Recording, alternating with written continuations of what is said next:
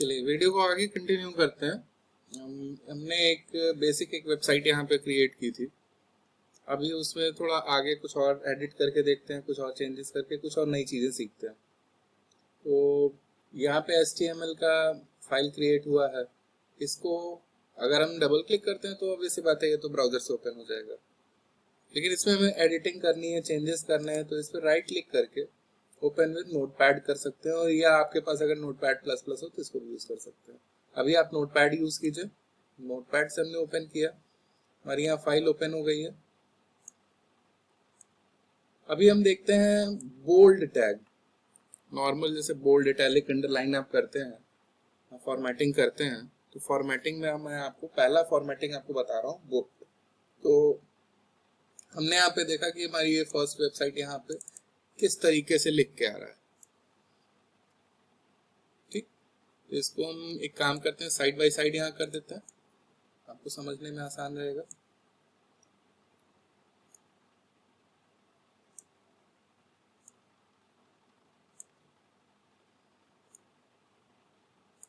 ठीक, तो ये हमारा नॉर्मल एक पैराग्राफ टैग कुछ ऐसा दिखता है। अगर यही पैराग्राफ टेक्स्ट अगर हम थोड़ा बोल्ड में लिखना चाहें, इसको हम कॉपी कर लेते हैं, कंपेयर करने में आसान होगा इसलिए हम ऐसा कर रहे हैं।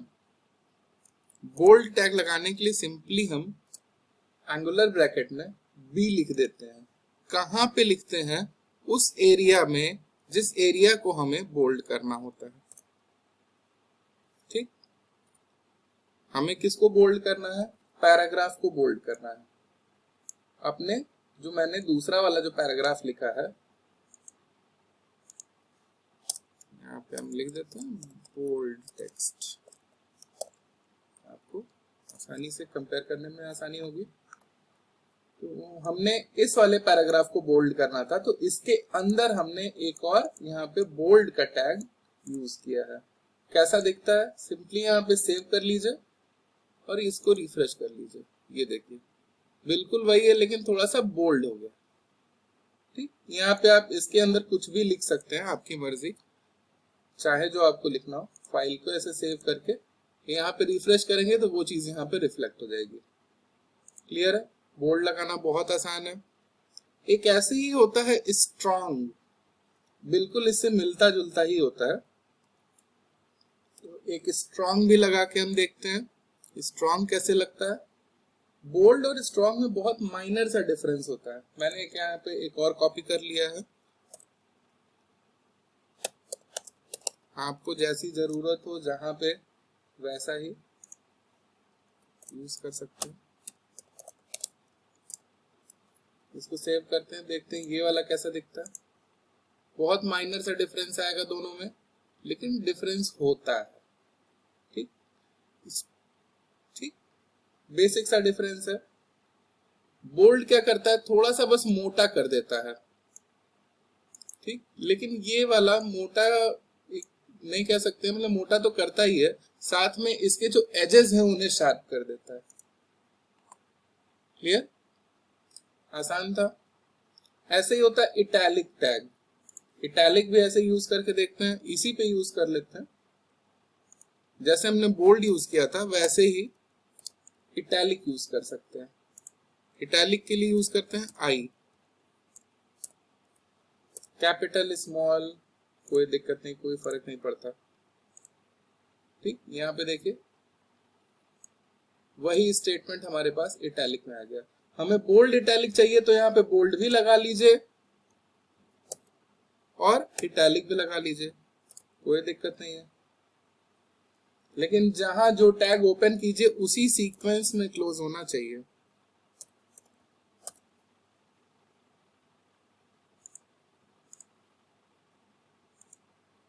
ठीक, ये बोल्ड भी हो गया, इटैलिक भी हो गया। क्लियर है? स्ट्राइक थ्रू भी होता है, स्ट्राइक थ्रू भी ऐसे ही लगता है। स्ट्राइक थ्रू लगाने के लिए हमें जो टैग लगाना पड़ेगा वो होता है स्ट्राइक। ओपन किया, यहाँ पे क्लोज किया, ये सारे एक साथ भी काम कर सकते हैं। आपको ध्यान देना है कि जिस भी सीक्वेंस में आप ओपन करें उसी सीक्वेंस में जस्ट उसके अपोजिट, एक्चुअली में आप अगर लगाएंगे इसको तो उसके अपोजिट सीक्वेंस में वो क्लोज होता है। ठीक, जैसे यहाँ पे पैराग्राफ यहाँ पे ओपन हुआ तो पैराग्राफ लास्ट में क्लोज होगा।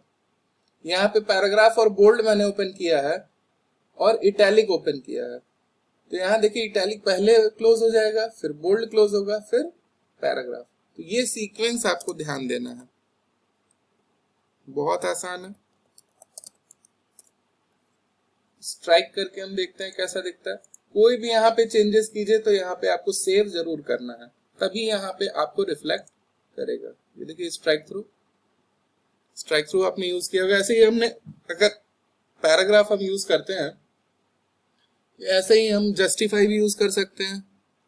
आगे हम जैसे अलाइनमेंट्स आएंगे, अलाइनमेंट्स में हम align left, align centre, align right, align justify भी कर सकते हैं। ठीक, अभी के लिए इसमें आगे और देखते हैं क्या है। अगला टैग हम यूज करते हैं अंडरलाइन करके, देखते हैं कैसा दिखता है।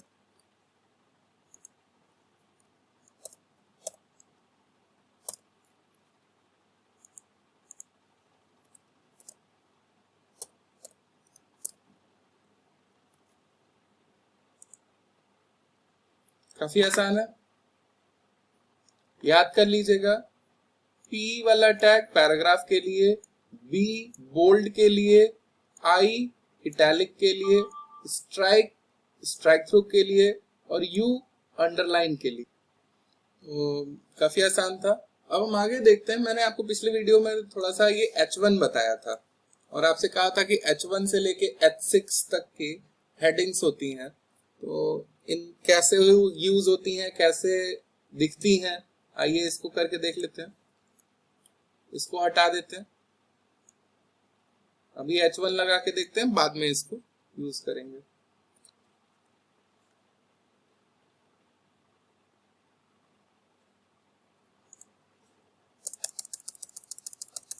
इस पे कोई भी आप कुछ भी लिख सकते हैं, कोई भी हेडिंग।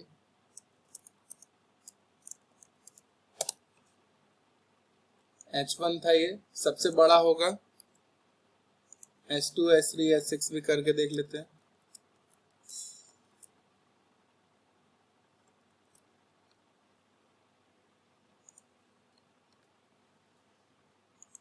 आपको जैसी जरूरत जहां हो वहां पे वही लगाइए। जरूरी नहीं कि ये सीक्वेंस मैंने दिया है तो इसी सीक्वेंस में आप करें, इससे सीक्वेंस से कोई मतलब नहीं। मैं बस आपको डिमॉन्स्ट्रेट करने के लिए आपको ऐसे दिखा रहा हूँ। H2 दो बार लिख दे, चलिए कोई बात नहीं, इसको ही मैं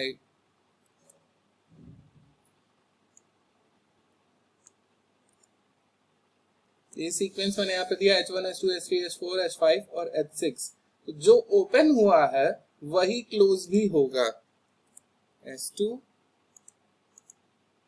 H3, H4, H5, H6। आपको इसमें से कोई सा भी इस्तेमाल करना हो आप वो कर सकते हैं। मैंने यहाँ पे 6 वो एक साथ इसलिए लिख दिए हैं ताकि यहाँ पे आप उनकी साइज कंपैरिजन देख पाए।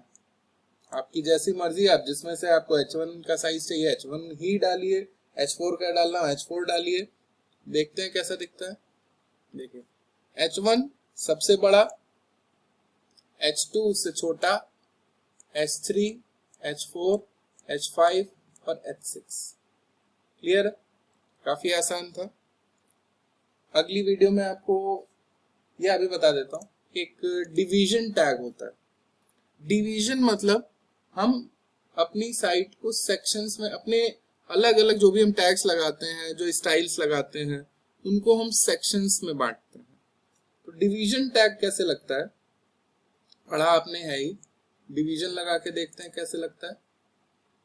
तो हमने यहाँ पे देखा, एक मैंने ऐसे ही हेडिंग डाल दी है कि using division tag. Division tag लगाते कैसे, यहाँ पे मैंने डिवीजन टैग ओपन किया और उस डिवीजन में हमें कोई अगर स्टाइल देनी है, डिव टैग ऑब्वियसली, उसमें हमें अगर कोई स्टाइल अगर इंप्लीमेंट करनी है कि सिर्फ उतनी ही दूर, जितनी दूर मैंने ये डिव लगाया है उतनी ही दूर वो स्टाइल इंप्लीमेंट हो, तो मैंने यहाँ पे एक स्टाइल दे दी है कि उसका बैकग्राउंड कलर लाइट ब्लू हो जाए उतनी दूर का। ठीक, उसके बाद हम चलिए यहाँ पे एक H4 ले लेते हैं, ज्यादा बड़ा नहीं करेंगे, H4 ले लेते हैं। H4 में हम ज्यादा कुछ नहीं, आप अपनी मर्जी से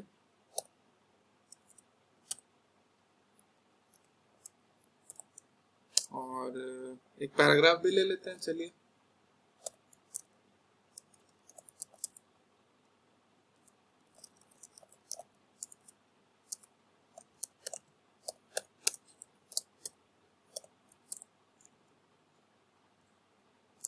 अब इसको क्लोज कर देते हैं,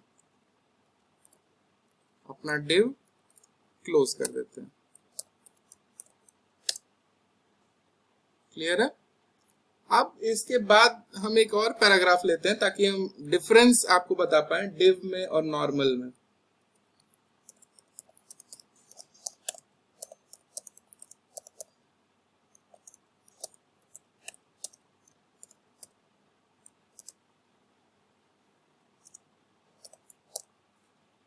सेव करते हैं।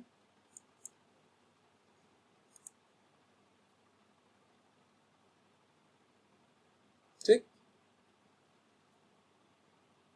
ये कुछ अलग सा यहाँ पे देखिए बाद में गलती से टाइप हो गया, ये भी एज इट इज यहाँ पे प्रिंट हो गया। हुआ क्या, ये दोनों सेक्शन को मैंने एक div में रखा था, यहाँ div ओपन किया और यहाँ div क्लोज किया। ओपन और क्लोज के बीच में क्या स्टेटमेंट्स हैं? ये दोनों स्टेटमेंट्स हैं।